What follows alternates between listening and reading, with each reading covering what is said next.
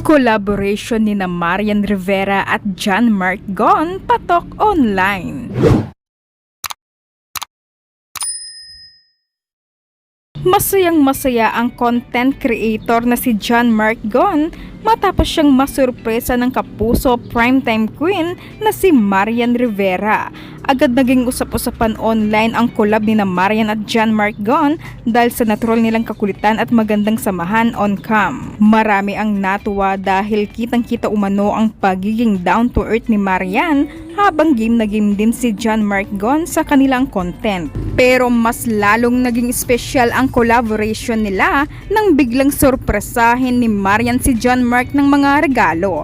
Sa videong ibinahagi ni John Mark Gon, may kalakip itong mensahe para sa kanyang idol na si Marian. Thank you Ate Marian Rivera, sobrang saya ko na meet po kayo. Grabe, di ako makapaniwala. Love you Ate Yan, see you soon po. Sa video makikita ang regalong iniabot ni Marian. Hindi inaasahan ng content creator na may nakahandang makeup set para sa kanya na magagamit umano niya sa paggawa ng content.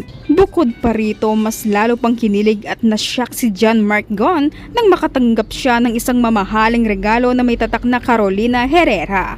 Hindi nito maitago ang kanyang tuwa habang nagpapasalamat kay Marian sa kabutihan at pagiging generous nito.